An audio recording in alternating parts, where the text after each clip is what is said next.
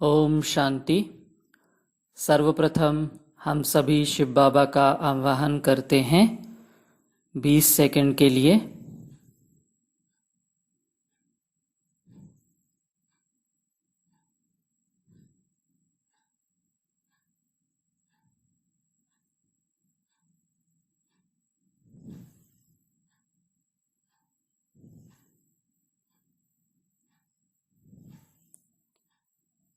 ओम शांति।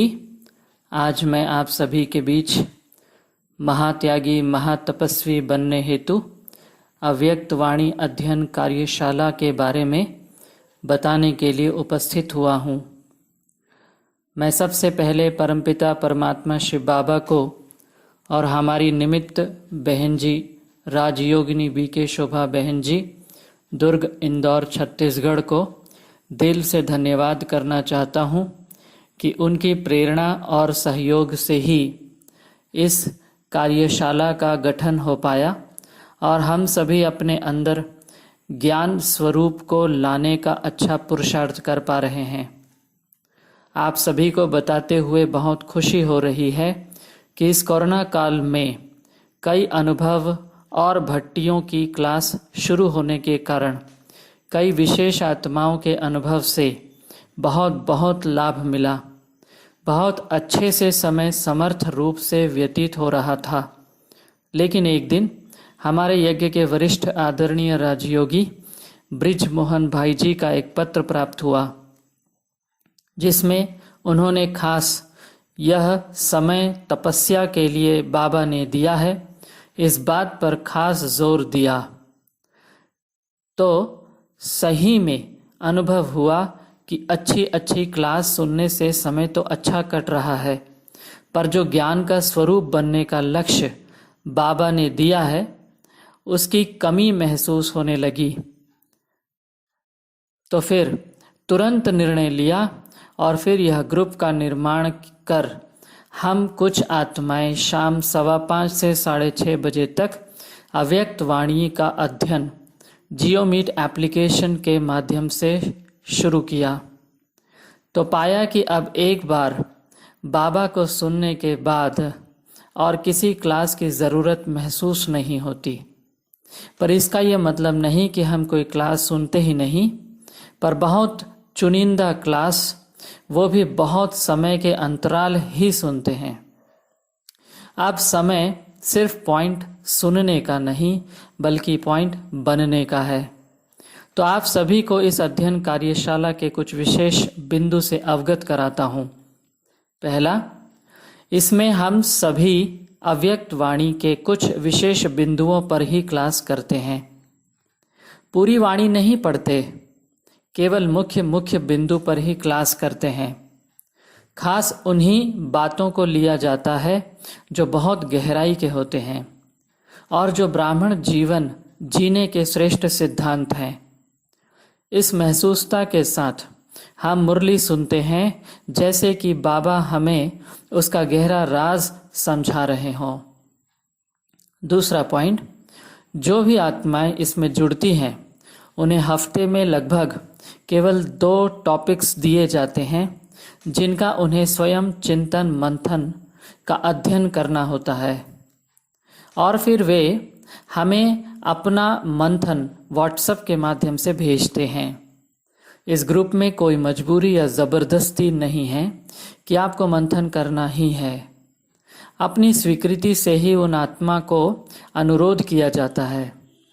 फिर सभी के विचारों को एक करके सभी के मुख्य पॉइंट्स को सम्मिलित करते हुए एक सुंदर कार्ड तैयार किया जाता है, जिसे सभी अपने अपने संपर्क वालों को सेवा अर्थ भेज देते हैं।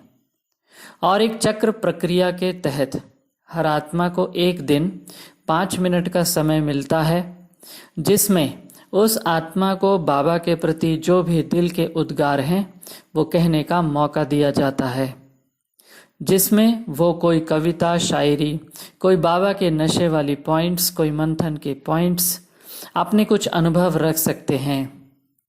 यह सभी विषय ज्ञान आधारित ही होते हैं। यदि उनकी स्वीकृति होती है तभी उन्हें बोलने के लिए कहा जाता है। तीसरी पॉइंट, हम सभी ने एक लक्ष्य लिया है जिसे हम 6 महीने तक लगातार चलाने का संकल्प लिया है। इसका जिक्र मैं अगले एपिसोड में विस्तार से करूँगा।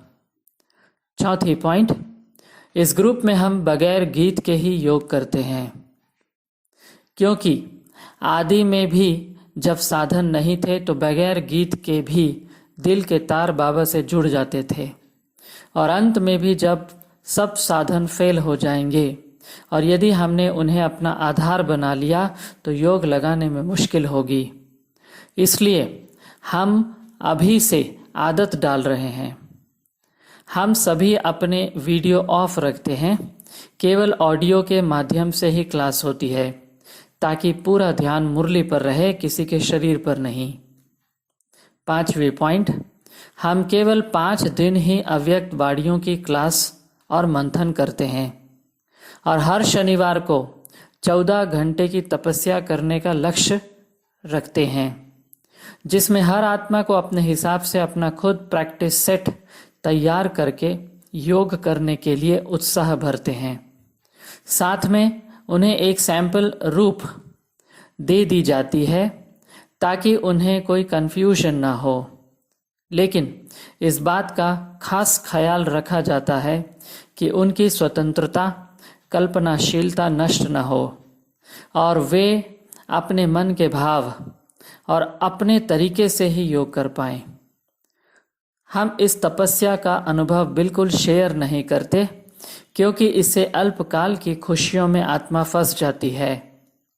वो अनुभव जब तक उनका संस्कार नहीं बन जाता तब तक उन्हें अनुभव बताने के लिए नहीं कहते, और हर रविवार को अपने परिवार के साथ समय बिताने के लिए या कुछ भी अपने हिसाब से खुशी वाले कार्य करने के लिए कहते हैं। उस दिन कोई ज्ञान की बातें नहीं होती, बिल्कुल अपने स्वतंत्रता के हिसाब से सभी आत्माएं रहती हैं, क्योंकि कई बार ज़्यादा ज्ञान सुनने से दिमाग पर जोर पड़ता है और सिर भारी होने लगता है। इसलिए रविवार पूर्ण रूप से मुक्त अवस्था होती है, जिसमें वे पिकनिक आदि का प्लान करते हैं, खुश रहते भी हैं और खुशी बांटते भी हैं। छठवीं पॉइंट, अभी एक नया विषय और शुरू किए हैं जिसका टाइटल है आज का दिन बहुत अच्छा है, क्यों? इसमें खास अचानक किसी भी आत्मा को हम यह प्रश्न पूछ देते हैं, जिससे उनका अटेंशन हर पल अपने ऊपर रहता है कि आज यदि उनसे पूछ दिया गया तो उन्हें क्या सकारात्मक और सार्थक जवाब देना है। इससे दिन भर वो सकारात्मक रह पाते हैं। बहुत समय हो गया हमें पॉइंट सुनते सुनते, अब ललकार करना है, जिसके लिए हमारी स्थिति बहुत ऊंची चाहिए।